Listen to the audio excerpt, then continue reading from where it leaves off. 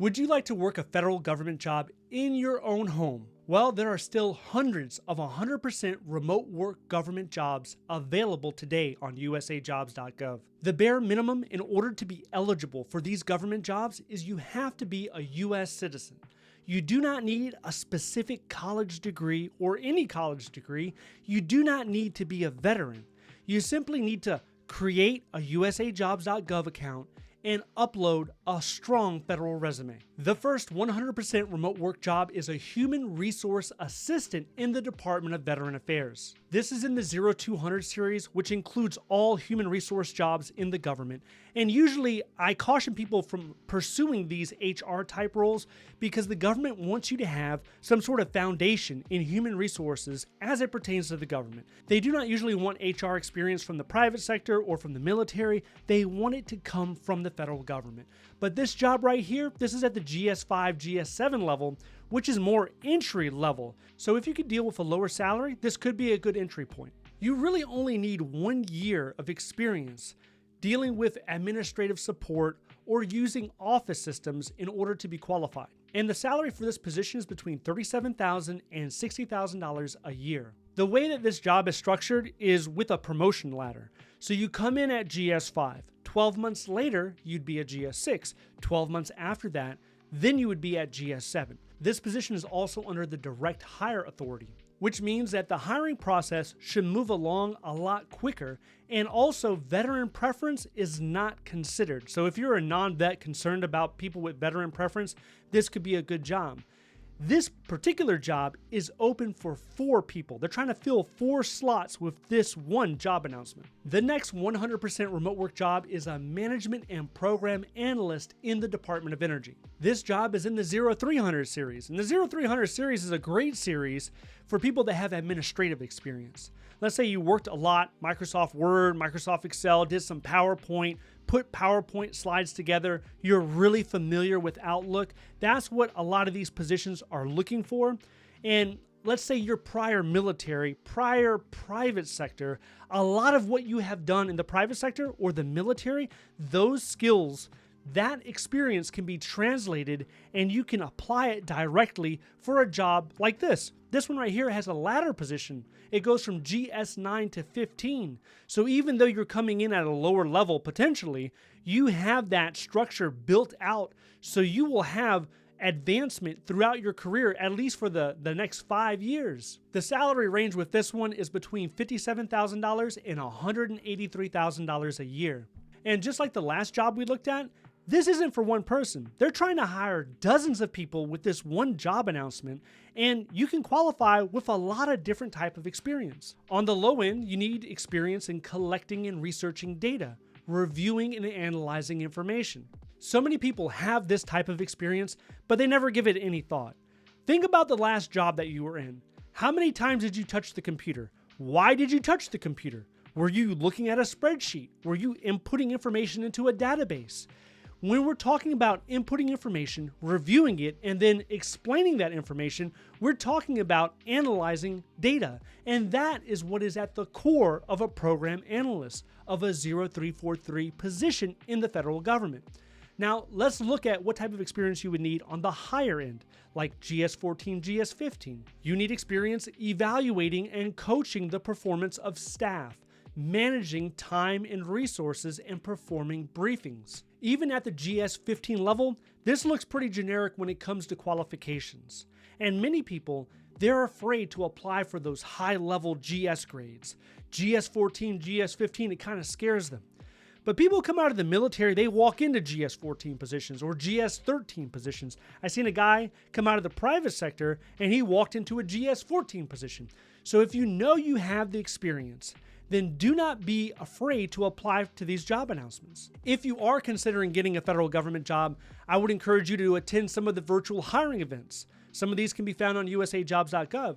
But if you want me to email you every week on the latest federal hiring events, sign up to the free newsletter down below. The next 100% remote work job is an IT specialist in the Health and Human Services Department under CDC. This is a 2210 IT specialist position.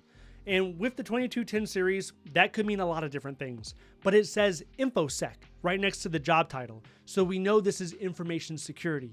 And with this position, there's a ladder once again, going from GS9 to GS15. This salary range is between $57,000 a year and $177,000 a year. The interesting thing about this job announcement, when you look at the specialized experience area, it doesn't really list the qualifications.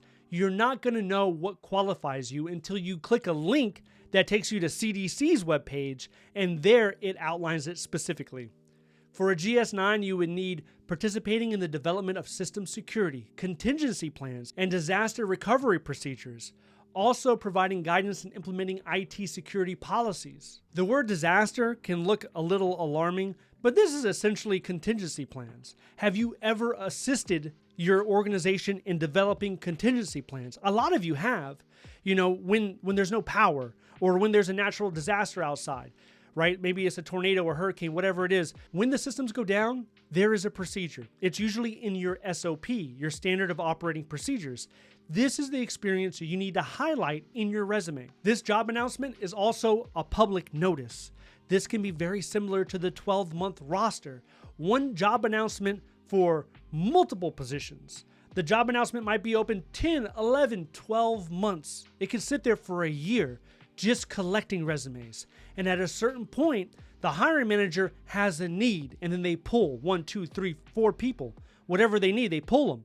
So they're hiring throughout the year. You apply one time, and you're giving yourself multiple considerations throughout that year. The next 100% remote work job is for a health system specialist at the Indian Health Service. This is in the 0600 job series. This is healthcare. So you're going to see positions like nurses, physical therapists, doctors. The salary is between $98,000 and $128,000 a year at the GS13 level. But when you take a look at the specialized experience, this can be a little misleading because it tells you on the job announcement that you only need analytical or administrative or clinical management or supervisory experience in the healthcare field. But then when you go to the questionnaire section, they hit you with this question. Interpret Indian healthcare delivery status, legislation, and mandates within the organization. This means that you need direct experience working in or with the Indian healthcare system. Right? So if you don't have any of that experience, you're not going to be found best qualified. And I think that this is a little misleading, and agencies should do a better job of putting the specialized experience on the job announcement. It should match mostly with what's in the questionnaire. But there are times where the questionnaire is completely different. So you've spent so much time applying to this job and even tailoring your resume, and then you're hit during the questionnaire section, you're like, wait a minute, 25, 30% of this, it's not on my resume. So you have to make a decision at that point. Do you go back and tailor it further to match the questionnaire, or do you just abandon it? Because if you submit it and you know it's not speaking towards that questionnaire, you're not going to have a high likelihood of getting that referral or getting the interview. The next 100% remote work job is for a program manager at the Department of Energy. This is in the 0340 job series, which covers program management and even some project management. Now, in the private sector, you're looking at people that hold PMPs, right? Project management professionals. Well, they don't have that in the government. There's a whole different type of certification. But if you were eligible to sit for the PMP, that means you proved you have thousands of hours of managing projects or maybe even managing programs. You could be eligible. You could be attracted to the 0340 job series. The salary is between $82,000 and $183,000 a year at GS12 through GS15. This job is for multiple different positions, so they're going to pull a lot of people in the 90 days that it's open. If you want to give yourself the best chance at this job or any job, you want to look at the specialized experience section, and you want to pull language from that. And you also want to look at the duties section, and you want to pull language from that. And you want to ensure that your resume is speaking to it. No assumptions can be made at any time. So if you don't spell out exactly what you did, then you didn't do it. The duties will show you exactly what you will be doing if hired, so you want to speak to that. And the specialized experience at the GS11 level mentions coordinating with other organizations, changing workflows, and work assignments to balance workloads. If you ever worn the project manager hat, you probably have this experience. You just need to ensure that you're writing your achievements in a result-oriented fashion. what I would do is look at some of the previous programs or projects you have managed, and if you have evaluations, if you have achievements from those projects, pull those out and make sure they're clearly outlined in your resume. You could be eligible for any one of these 5 remote work jobs in the government, but you shouldn't go into this being 100% blind. Know that remote work, 100% in the federal government, it's a competitive process. There are a lot of people that are applying to these jobs every day. And every day there's new jobs coming out on USAJobs.gov. But it is going to be very competitive. So that means you have to hone and refine your resume into a very competitive format so that you can get referred and you can get interviewed. It is not a lost cause. It is not impossible. I've seen dozens of people successfully compete and actually get these type of jobs. But all of these jobs I mentioned are open to the public, meaning you don't have to be a current federal government employee. You don't have to know anybody on the inside either. But what you should do if you have never held a government job or you do not have experience in applying to government jobs, you should know the exact steps that come when you are applying. And if you want to know the exact steps for that, then I want you to watch this video next. If you would like to see more videos like this, please click like and subscribe. Thank you so much for watching. I'll see you in the next one.